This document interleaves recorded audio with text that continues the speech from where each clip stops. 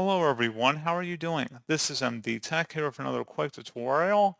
In today's tutorial, I'm going to show you how to insert a waterfall chart on Microsoft PowerPoint.